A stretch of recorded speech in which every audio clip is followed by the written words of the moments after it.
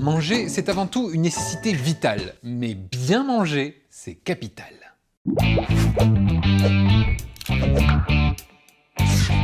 Bon, vous le savez, l'alimentation, c'est votre carburant.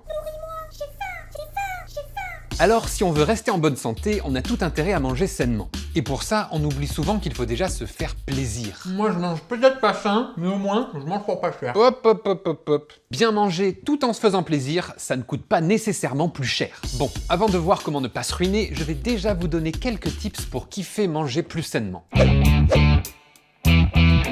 Pourquoi? Parce qu'on associe trop souvent le plaisir de manger au grignotage, au trop sucré ou alors au trop salé. Déjà, la première chose à faire, c'est de prendre le temps de manger. Alors là, je vais bien prendre mon temps. Le repas doit être une activité à part entière. Ce que je veux dire par là, c'est qu'il faut éviter de faire autre chose en même temps. Vous savez exactement de quoi je parle. Oui, alors ça peut paraître un peu basique comme conseil, mais le sentiment de satiété, il vient pas tout de suite. Il faut que le cerveau ait le temps de comprendre la quantité qu'il a mangé. Plus on mange lentement, moins on risque de trop manger. Autre astuce, cuisiner soi-même. Prendre plaisir à cuisiner, c'est déjà avoir envie de prendre soin de soi. Et puis, vous pouvez miser sur votre fibre artistique pour faire des plats stylés, visuels, plein de couleurs. Des chips, du pain et de la mayonnaise, pour moi, c'est artistique. Hein. Non, alors je pensais surtout à ça. Vous voyez, ça donne envie de manger. Je serais tenté de dire #pornfood, mais je ne le dis pas, évidemment. Et puis, pas besoin de préciser qu'il faut privilégier les produits locaux et de saison, évidemment. Tiens Virginie, prends une chips. Non, c'est pas local. Ok, je le précise quand même. Pourquoi des produits locaux? Eh bien déjà parce que ce sont des produits qui feront moins de kilomètres avant d'arriver dans vos assiettes, et donc qui auront un meilleur bilan carbone. Et pour les fruits et légumes, ça veut dire qu'ils seront cueillis à maturité, au lieu de mûrir dans des camions ou des avions durant des milliers de kilomètres. Laissez passer, livraison de fruits et légumes. Pour trouver des produits de votre région, vous pouvez regarder l'étiquette pour voir le lieu de production, faire vos courses dans une enseigne qui garantit que les produits sont locaux, prendre un abonnement à un panier local en direct du producteur. Rencontre les fruits et légumes les plus chauds de ta région. Télécharge l'appli Vegetables. It's a match. Moi, je te le dis, cette courgette, elle va te briser le cœur. Et l'autre avantage des produits locaux, c'est que vous êtes quasi sûr que ce sont des produits de saison, vu qu'ils poussent sous la même latitude que vous. Oh non, encore des topinambours. Alors ok, vous ne mangerez pas de tomates en hiver, mais c'est juste normal en fait. Et c'est des économies en plus. D'ailleurs, si vous aussi les tomates vous manquent en hiver, j'en profite pour vous donner ma technique.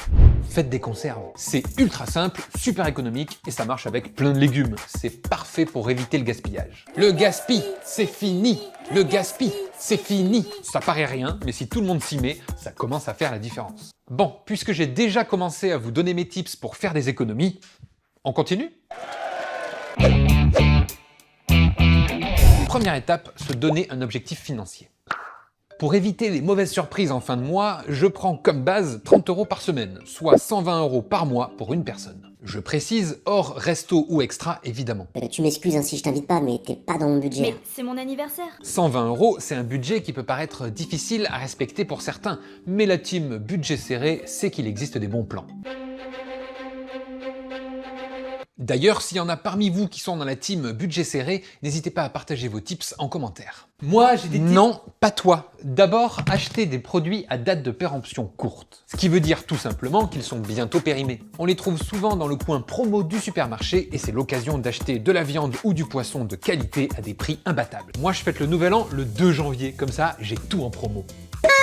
Ensuite, utilisez les applis zéro déchet. Vous savez, ce sont ces applications qui vous permettent de récupérer un panier d'invendus chez un restaurant ou un commerçant, le tout avec une belle réduction. Et petit plus, ça fait du bien pour la planète, parce que sans vous, ce serait parti à la poubelle. Merci les gars. Je vais pas manger les poubelles. Alors d'abord, ça n'a rien à voir, ce sont des produits non vendus avant qu'ils aillent à la poubelle, donc ils sont très bons et moins cher. Et en plus de ça, je te rappelle que la semaine dernière, je t'ai retrouvé en train de finir des restes dans la poubelle.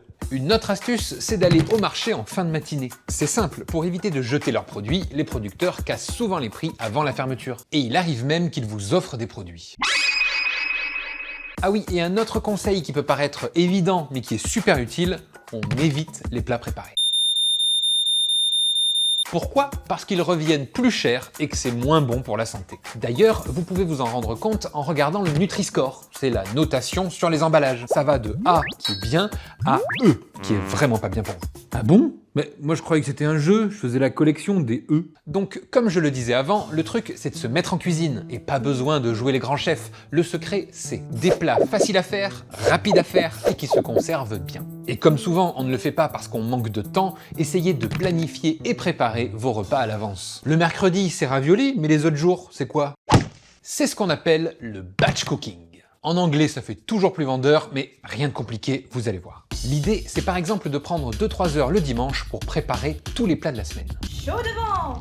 En plus, ça permet d'utiliser plusieurs fois les mêmes ingrédients dans des plats différents. Hop, on fait cuire la bonne quantité de pâtes ou de riz pour 3-4 plats. Économie, efficacité, que demander de plus? Un autre truc, c'est d'utiliser ce qu'on a sous la main, sans avoir à racheter les choses. Par exemple, en adaptant vos recettes en fonction des ingrédients disponibles, ou même de faire des remplacements. Y a quoi comme remplacement? Du genre, remplacer le sel par des aromates, le sucre par du miel, le vinaigre par du citron, ou encore le chocolat par du... Non, pas le chocolat. Et d'ailleurs, quand on pense bien manger, on pense à se faire plaisir en allant de temps en temps au restaurant. Aujourd'hui, menu très simple de Saint-Jacques-Rôti, émulsion de parmesan. Mais restaurant ne signifie pas forcément hors de prix. Il existe plein d'applis qui proposent des réductions sur les menus. Si vous choisissez bien, vous pourrez à coup sûr vous faire plaisir sans pour autant vous ruiner. Ah, enfin. Oui, je suis comme vous. Donc parfois, j'ai la flemme de me préparer à manger. Mais succomber trop souvent au plaisir de se faire livrer, c'est s'assurer une note trop salée à la fin du mois. Y a quelqu'un? Oui? J'ai un kebab supplément, 4 fromages, 5 viandes, sauce samouraï, ketchup, mayo, algérienne pour un certain Ludo. Et puis, c'est pas forcément de meilleure qualité. Bon, vous voyez, on peut tout à fait se faire plaisir en mangeant sans devoir dépenser des sommes astronomiques. Et nous, on va se faire un petit récap. Prenez le temps et le goût de manger. Colorez vos assiettes et jouez sur les visuels. Cuisinez vous-même et faites preuve d'imagination. Achetez des produits à date de péremption courte. Utilisez des applis zéro déchet. Allez au marché en fin de matinée. Planifiez et préparez vos repas à l'avance. Faites-vous plaisir au resto différemment. Et enfin, fixez-vous une limite sur les livraisons à domicile. Autant de petits conseils qui font du bien à votre porte-monnaie, à votre santé et à la planète. Alors, tous à table. J'espère que mes conseils vous seront utiles. Dites-moi en commentaire quels sont vos bons plans pour manger sainement sans vous ruiner. Pensez à vous abonner à notre chaîne pour découvrir toutes nos nouvelles vidéos et trouver les réponses à vos questions.